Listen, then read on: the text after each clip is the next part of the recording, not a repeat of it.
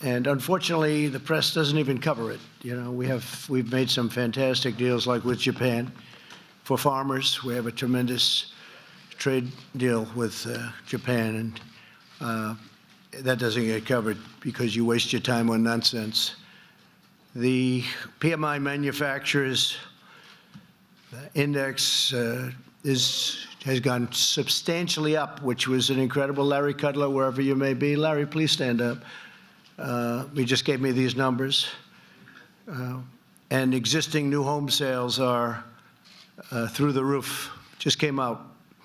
Oil prices have gone down ever since the Saudi Arabia incident, and they've gone down very substantially, so we have plenty of oil.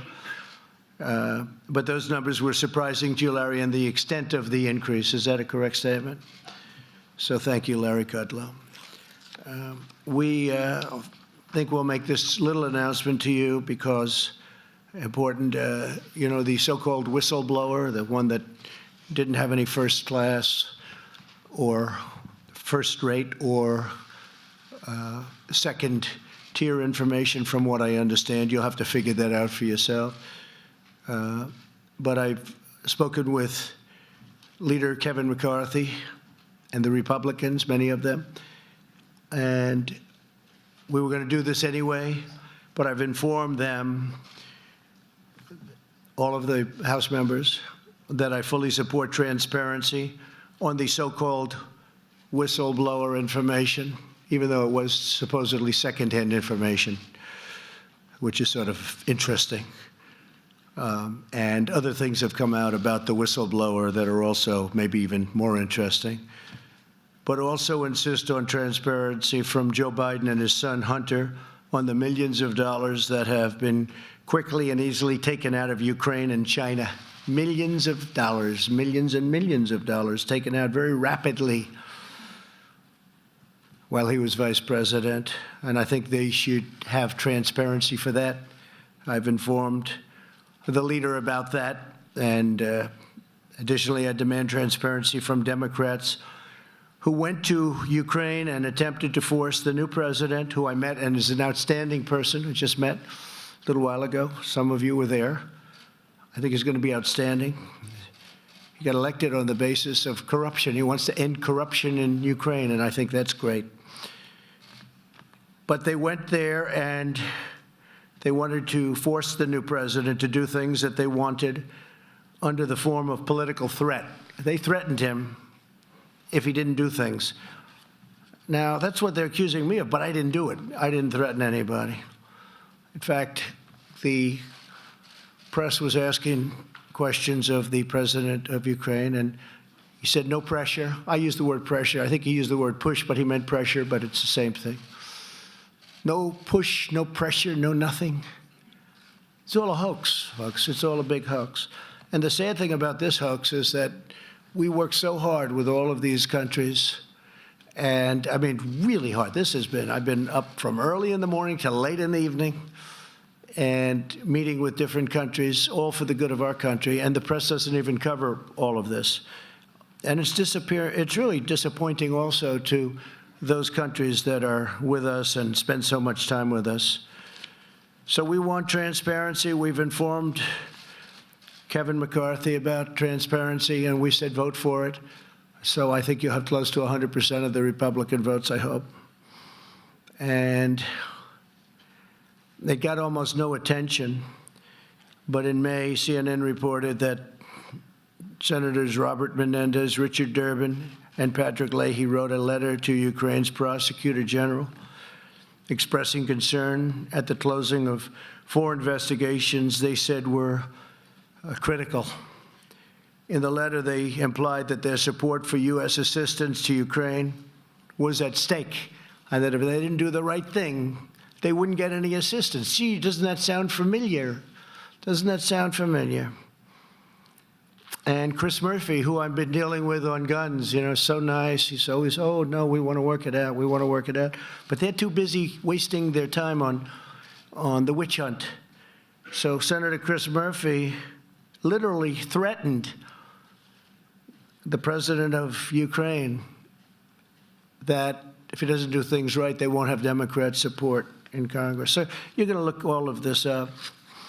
One other thing, I'm just going off certain notes and elements of what we've been doing over the last 3 days, but this just came up a few minutes ago. The Amazon Washington Post just put out a fake article that Acting Director of National Intelligence, Joseph Maguire, who I've gotten to know, and he's a tough cookie, and I was surprised, I was shocked to hear this, was going to quit, blaming the White House for something that they wouldn't let him talk openly, freely. And I was shocked because I know Joe, and he's tough guy. And I was really surprised to hear he was going to quit. Before I could even either talk to him or talk to anybody else, he put out a statement. I didn't speak to Joe yet. But he said, "At no time have I considered resigning my position." In other words, the story in the Washington Post was a fake. "At no time have I considered resigning my position since assuming this role on August 16th, 2019. I have never quit anything in my life, and I am not going to start now. I'm committed to leading the intelligence community to address the diverse and complex threats facing our nation." That's from the Acting Director of National Intelligence, a very good man, Joseph Maguire. So we're having a great period of time. Our country is the strongest it's ever been economically. Our numbers are phenomenal. Wilbur, thank you, and Larry, everybody. The numbers are phenomenal. Our economy is the strongest in the world. We're the largest economy in the world. Had my opponent won, we would be second right now, because China was catching us so rapidly, we would have been second by this time. And unless somebody does a very poor job as president, we're going to be first for a long way, because we've picked up trillions and trillions of dollars in value and worth of our country, and China has lost trillions and trillions of dollars and millions of jobs and their supply chain. And they want to make a deal.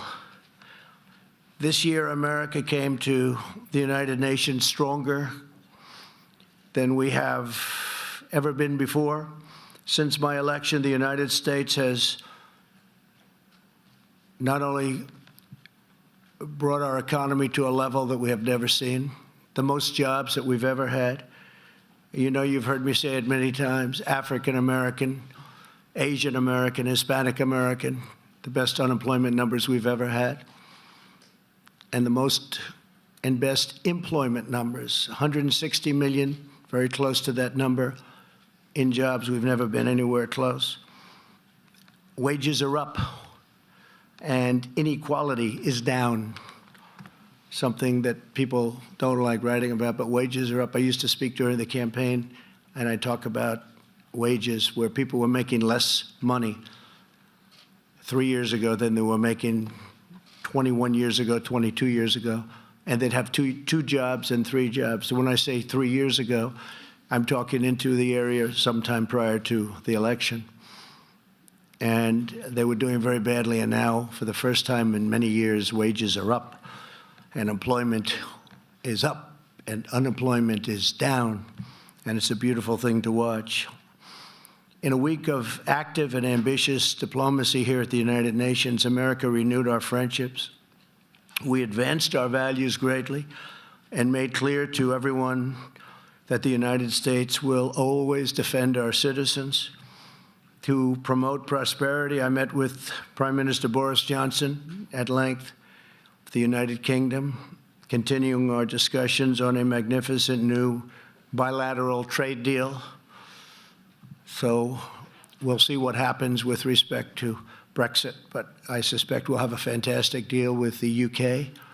It should be much bigger than it has been over the last number of years, over the last 20 years, frankly. It should be a much bigger deal.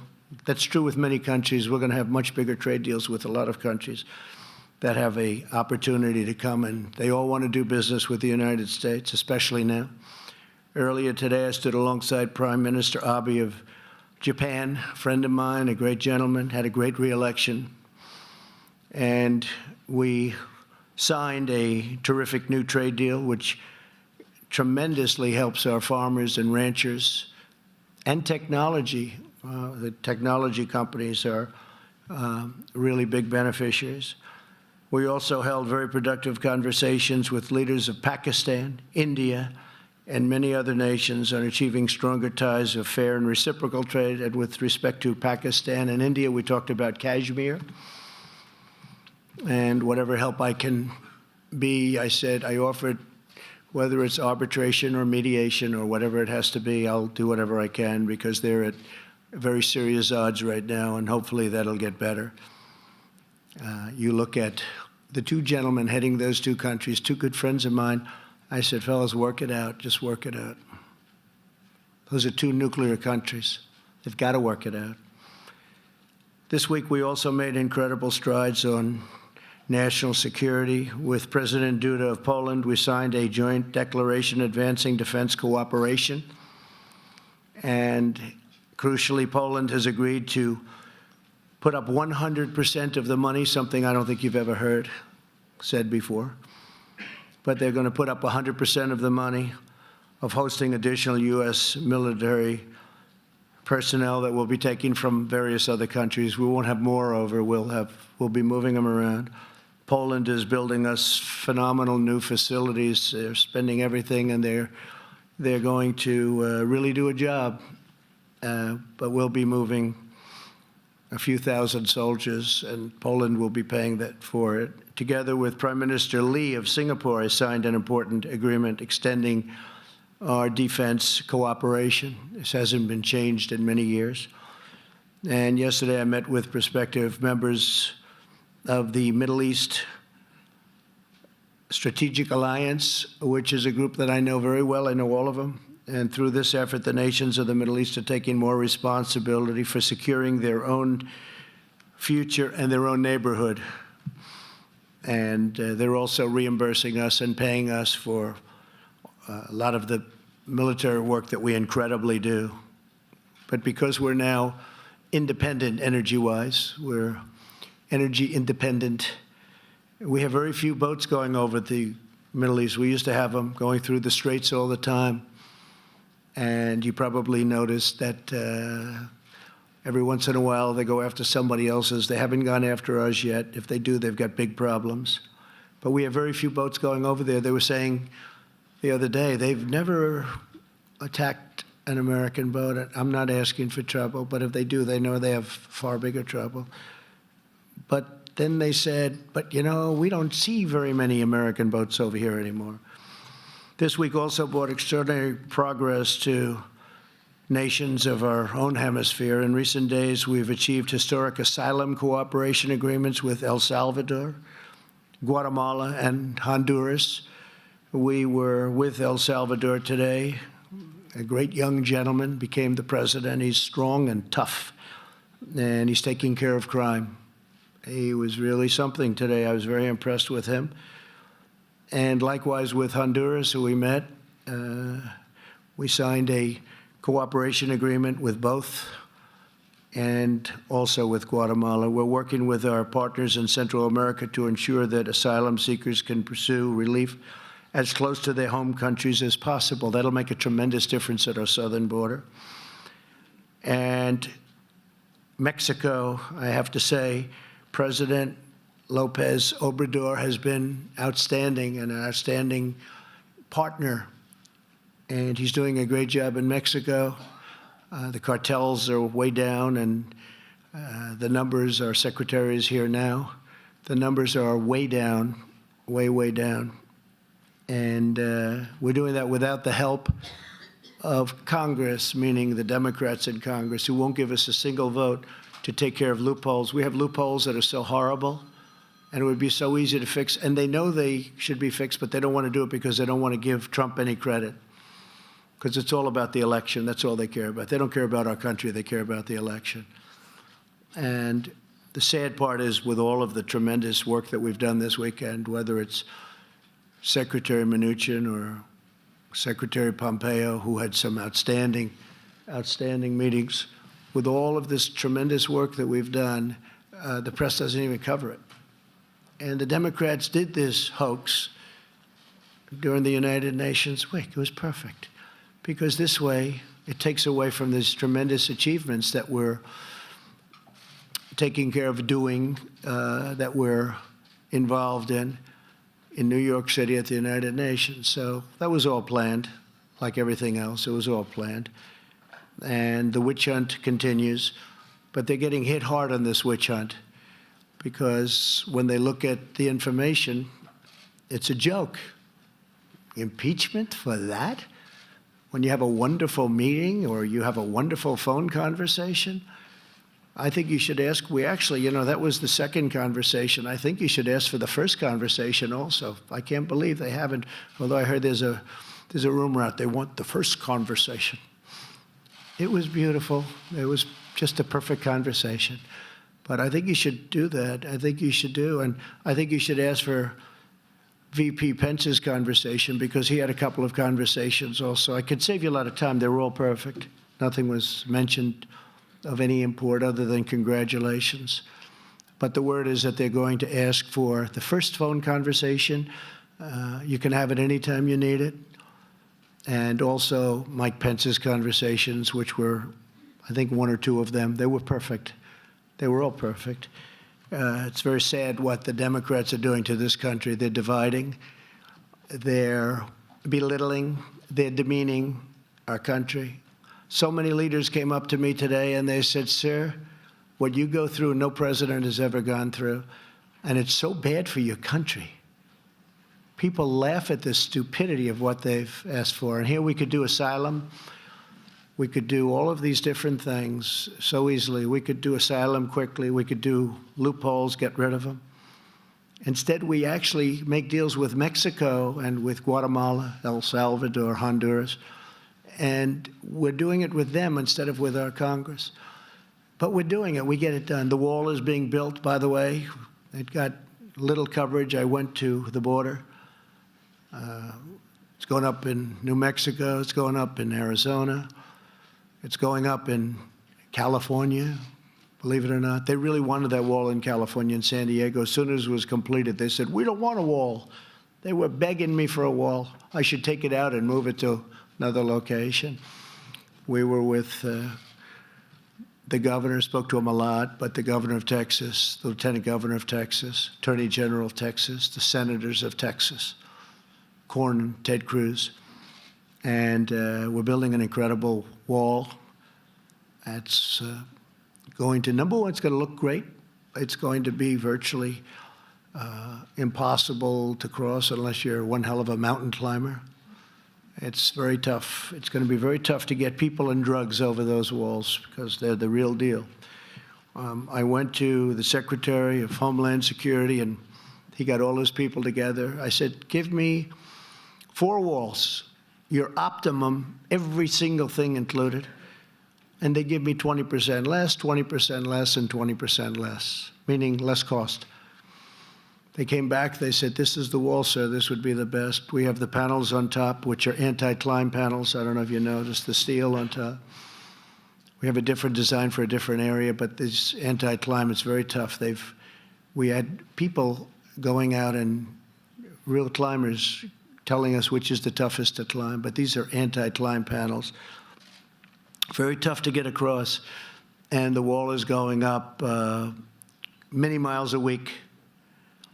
And we hope to have over 400, but maybe as much as 500 miles, which will pretty much do it because you have a lot of natural barriers. You have mountains, you have really rough rivers, you have some really rough land that you can't cross very easily. So they serve as their natural walls. But we will have, we think, over 400, but we could even have 500 miles to combat the malice and corruption of both the Venezuelan and Iranian dictatorships. Today, I issued proclamations suspending the entry into the United States of senior regime officials and their families. And further, to promote American values, on Monday, I was proud to be the first president in history to host a meeting at the United Nations. I'm so surprised, first president for this. I can't believe that I'm first. I spoke to Franklin Graham about that. I can't believe it. At the United Nations on protecting religious freedom and liberty for people around the world. While some partisans and unelected bureaucrats in Washington may choose to fight every day against the interests and beliefs of the American people, my administration is standing up for the American people like no administration has in many, many years. You forgot the American people. You totally forgot the American people. This week, every week, I really can say, of my presidency, we're standing up for American prosperity, American security, and the American way of life. And together with our friends and partners, we're building a more peaceful, prosperous, and promising future. We have a tremendous relationship now with a lot of nations that are very happy with what's going on, and that includes in South America, where they've been so helpful, where nobody thought this would be possible. The relationship with Mexico as an example, or El Salvador, or Honduras, or Guatemala. Nobody even knew about it, yet we sent them hundreds of millions of dollars, and all we got back was caravans of people pouring in. We had tremendous, it was terrible, and we've got that stopped, and the countries are now helping us. And we stopped those payments, by the way. We don't pay those countries that money anymore. But I will tell you, if they're as good as they seem to be, they're really doing a job on crime and stopping the wrong people from leaving and coming to the United States. We'll be helping them a lot with economic development projects and other things. So with that, we had a tremendous 3 days. It was beautiful to see. Made a lot of new friends. I read you a list of all the countries I saw, pretty much one-on-one. And it's been very busy, but it's been very, very fruitful. So we could take a couple of questions. I'd love some questions on some of the things that we accomplished at UNGA, instead of the witch hunt, the phony witch hunt questions, which I know that's what you want to ask, because it's probably better for you, but it's not better for the country. So maybe we'll take a few questions, please.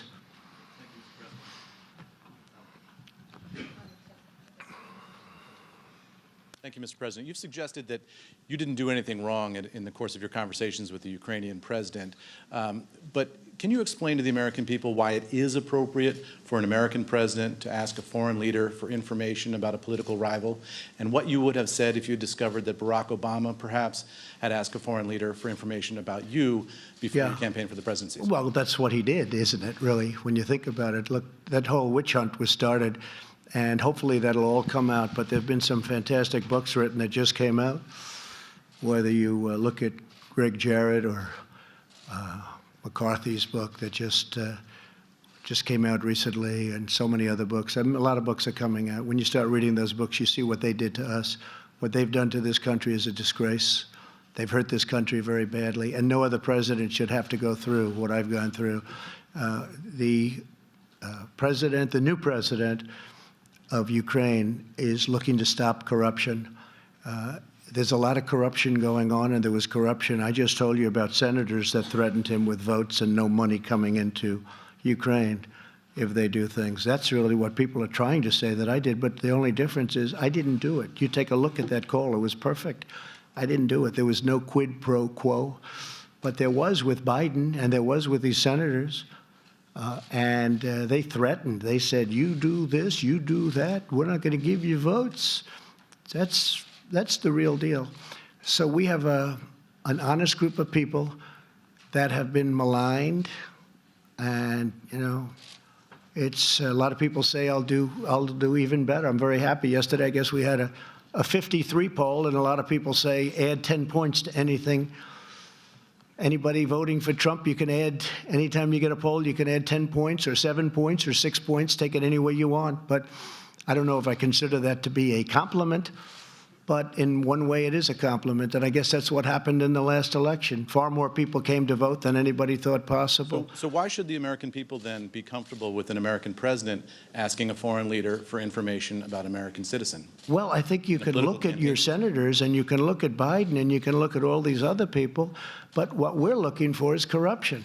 An investigation started called the Russian witch hunt, affectionately, and it was a total phony scam.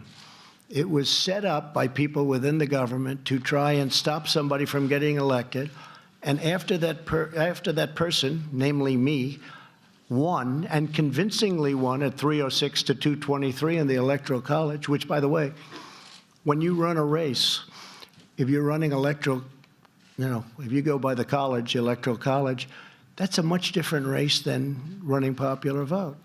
And it's like the 100-yard dash or the mile. You train differently. And I can't help it that my opponent didn't go to Wisconsin and should have gone much more to Michigan and Pennsylvania and other places, but that's the way it is. We won an election convincingly, and then you had the text message on, well, if she doesn't win, we've got an insurance policy. How bad was that? You know, with the insurance policy, that's sort of what has been taking place over the last number of years, the insurance policy. Now, there are a lot of very dishonest people. We're the ones that played it straight. And you know what? The millions of people out there that are looking at what's going on, those people understand it. They see it, and they think it's disgusting. And our people are being hurt, and our country is being hurt. When a Nancy Pelosi allows her position to be taken over by radical far-left socialists, or worse, that's pretty bad. That's pretty bad, especially when the senators and all of these other people have actually done what they're accusing me of doing, which I didn't do. I'm going to have Mike Pompeo say a couple of words. I'm going to have Steve Mnuchin say a couple of words, and then we'll do a couple of more questions. Mr. President, I thought I'd start by talking about Iran. We had a productive week. We saw the Europeans take a position with respect to the attacks that took place in Saudi Arabia, making clear this was Iran, just as President Trump and I had been saying, and have now joined us in saying that the existing JCPOA framework is just not going to work. It's not going to solve the world's problems. It's not going to create Middle East stability. Then we had a good set of meetings with our Middle East allies as well. The President joined for a meeting of the GCC where we talked again about how we can help deter. We want peace. We want a peaceful resolution with the Islamic Republic of Iran. We're hoping we can get that way. In the end, it'll be up to the Iranians to make that decision, or whether they'll choose violence and hate. And as the President said in his speech yesterday to the General Assembly, if their bloodthirst will continue. We hope that's the net. We hope we can get the opportunity to negotiate with them and get an outcome that's good for both them, for the United States, to make sure that they never have a nuclear weapon and that they can't foment their terror with ballistic missiles and in the way they have all around the world. And I think we made real progress uniting the world on that here over these past few days. Thank you. Thank you. As Secretary Pompeo said on Iran, we had very good discussions with all of our allies about the sanctions program, which is the maximum pressure and unity on the sanctions program. The Europeans made it very clear they would not do anything without our consent. And then on the economic front, we had the entire economic team here for all the meetings. Secretary Ross, Larry Kudlow, Ambassador Lighthizer just left to go back to D.C. He's working hard on trying to get USMCA passed. But we had a lot of productive discussions, the Japanese trade deal, and a lot of discussions on investing in the U.S., more jobs in the U.S., and more trade. Thank you. Okay. Go ahead, please. Thank you. Christina Partsinevelos, Fox Business. I want to focus on markets because I'll leave it to everybody else to talk about impeachment. Markets reacted positively after you spoke about China and that it would happen sooner rather than unexpectedly. Yet you have the foreign minister of China saying that they have no intention of, unseating the United States, and yet they're investing heavily in infrastructure and military. Not anymore, maybe. But what is and different? Maybe they just say that, Christine. What is different this time, though? The fact that you're saying it's progressing. Oh, I just think it's progressing. I think they want to make a deal. They're losing their supply chain. Do you have something specific? Well, I don't want to say that, but I can tell you that these two men, and in this case, more specifically, Steve, we're having some very good conversations. And I guess it's next week that a group is coming in, and the week after. So we have a lot of talks going on, and also by telephone. They want to make a deal, and you know why they want to make a deal? Because they're losing their jobs, and because their supply chain is going to hell, and companies are moving out of China, and they're moving to lots of other places, including the United States. And that's not good. That's far worse than they thought. And by the way, in the meantime, we're taking in billions and billions of dollars in tariffs. We're taking in tremendous numbers in tariffs, and we're helping our farmers who got targeted. Now, by the way, China is starting to buy our agricultural product again. They're starting to go with the beef and all of the different things. Pork, very big on pork. But if you look and if you see, and they actually put out, I think, a statement, but they're starting very heavy to buy our ag again. No, they want to make a deal, and they should want to make a deal. The question is, do we want to make a deal? If USMCA doesn't pass through Congress, is that it for NAFTA? Well, that would be a shame. Well, I don't want to answer that question, but you know how I feel about NAFTA. I think NAFTA is the worst trade deal ever made, although I also happen to think World Trade Organization was not one of the greats, not one of the greats. That was the creation of China, which went like a rocket ship from the day they signed. It was terrible. But no, we're going to find out. That's going to be a very interesting question with Nancy and Chuck and all of these people focusing on the witch hunt because they can't beat us at the ballot. They can't beat us at the ballots, and they're not going to win the presidential. We're having great polls. We have internal polls that are fair. Ohio, Iowa, Pennsylvania's looking good. North Carolina, we just won 2 races that a lot of people we thought we were going to lose both those races. One was down 17 points 3 weeks before the race, and he ended up winning by a substantial margin, and Dan Bishop. And then we had a second race, as you know, and he was up 1 or 2 points, and he ended up winning by, 25 points or some incredible, I'll ask you folks, because I don't want to be inaccurate, otherwise I'll have a front page story. We have breaking news. Trump exaggerated. But he won by many, many points, and he was leading by maybe 2, maybe 3, but he won by in the 20s. So we're looking great in North Carolina, looking great in Florida. And you had 1 or 2 congressmen, Democrats, saying, listen, we can't beat him at the election, so let's impeach him, right? Didn't you hear? Al Green, that's a beauty. He's a real beauty, that guy. But he said, very distinctively, it was all over the place. I don't know, they're trying to lose that tape, I guess. But he said, we can't beat him, let's impeach him. That's pretty dangerous stuff. Steve, go ahead. Thank you, sir. You had expressed some concerns about the precedent of releasing the transcript. Yeah, I don't Why like did you go ahead and do it? Because I was getting such fake news, and I just thought it would be better. And now they're asking for the first phone conversation, and I'll release that too if it's important to you. But they're asking for, because I had a conversation on a previous election plateau that he had hit. The current president hit a couple of different plateaus, and I spoke to him previous to the call that we released, which was a very innocent call, very, very innocent, very nice call. And as he said, I wasn't pushed, meaning pressured. He wasn't pressured at all. But I don't like the concept of releasing calls, because when a president or a prime minister or a king or a queen calls the United States, you don't like to say, gee, we're going to release your call to the fake news media, and they're going to make you look like a fool. What happens is it's hard to do business that way. You want to have people feel comfortable. So I hated it, but you folks were saying such lies, such horrible things about a call that was so innocent and so nice. In fact, Lindsey Graham said to me when he read it was very interesting. He's a good man. He's a smart man. He said, I can't believe it. I never knew you could be this really nice to a person. He said, I cannot believe it. You were so nice. I didn't think you had that in you to be so nice. I was nice. I'm nice to a lot of people. People don't understand that. But I was. But he was shocked that it was such a nice call. And he said, there is nothing here. And all fair people say the same thing. But I don't like the precedent, Steve. I don't like it where you're dealing with heads of state and to think that their call is going to be released. But I felt that, and you know, we spoke to Ukraine about it. Mike actually called up his counterpart, and we spoke to Ukraine about it because it could have been, if they didn't want us to do it, we would not have done it. But he actually said that was a very innocent call. You can release it all you want. And are you now braced for a long impeachment saga? Well, I thought we won. I thought it was dead. It was dead. The Mueller report, no obstruction, no collusion. You look at all of the things that happened.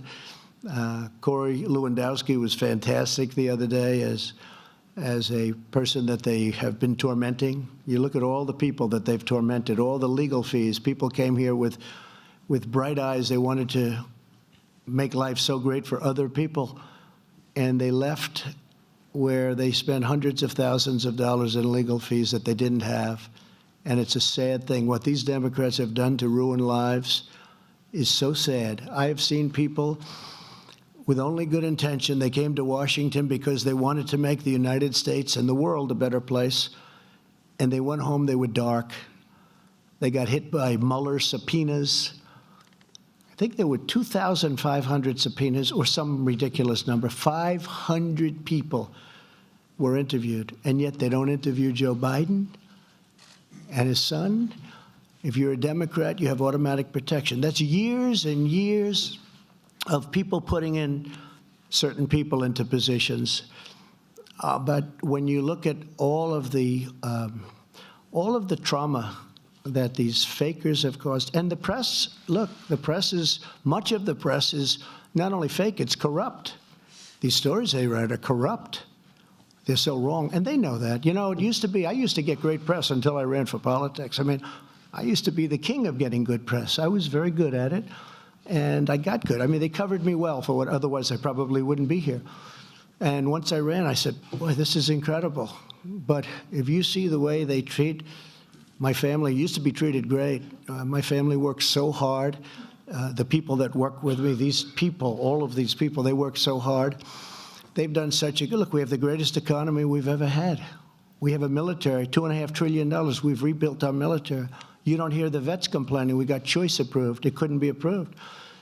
But when you see what happened with the viciousness, and when you see little Adam Schiff go out and lie and stand at the mic, smart guy, by the way, stand at the mic and act like he's so serious, and then he goes into a room with Nadler, and they must laugh their asses off.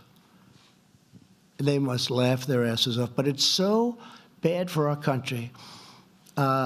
People have said, Rush Limbaugh, great man, Sean Hannity said it, a lot of people have said it, Mark Levin, they said they don't know if one man anywhere in the world with all the men they know, or woman, that could handle what I've had to handle. And I think that's true, but I handle it. To me, it's like putting on a suit. All right, how about one more question? Question on the economy. A question on the economy. Go ahead. Go ahead. Hi, Mr. President. VPI-TV from Venezuela, Caracas, Venezuela. Good, wow. Yeah. How are you doing? How are you doing over there? Pretty bad. Yeah, Our situation I would say is pretty bad, yeah. Sad. Yeah, but we are fighting. And it was one of the great countries and one of the richest countries not so long ago, Yeah. 15 years ago. It's incredible. But we are going to make it. Right. I agree with that.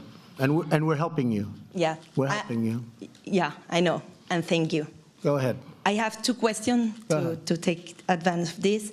Maduro traveled to Russia and Diosdado Cabello to North Korea, two of the most antagonist nations in the U.S. interests. What can be done to contain this?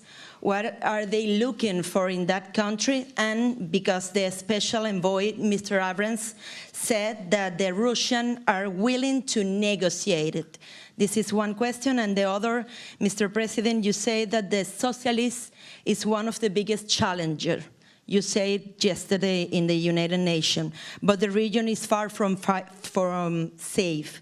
Maduro is still a dictator, full in power, and in Argentina and Brazil are under threat about the socialists and populists. Are you worried about it? Well, I just say that socialism will never happen in the United States, can't happen in the United States. And Venezuela, unfortunately, I have to use your country as the example of what socialism can do, how it can tear the fabric of a country apart. Because I know a lot about Venezuela. I've had many friends of mine come from Venezuela. They live, many in Miami, a certain section of Miami. I won't mention the name because they'll say I'm thinking about my business, and I'm not. but they are fantastic people, and they like your president. They voted overwhelmingly for me. They like what I'm doing for Venezuela.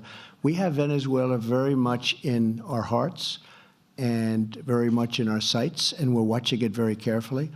And you know what I would say? We're giving millions and millions of dollars in aid, not that we want to from the Maduro standpoint, but we have to because on a humanitarian, people are dying. They have no food, they have no water, they have no nothing. They're dying, no medicine. Their hospitals are closed or don't even have electricity. It's so sad to see. Let me just say that we have it under control. We're watching it very carefully. And we're going to be very, very, we're watching it very carefully, including other countries that may or may not be playing games. We're watching it very closely. But you know, if Russia is talking with USA or Guaido, what can you tell about us? Just put this in the back of your mind. It's all going to be fine. We know everything that you said, and it's all going to be fine. We're very much involved. We very much know what's going on, and we're very much involved. Okay? Thank you all very much. Thank you. Thank you very much.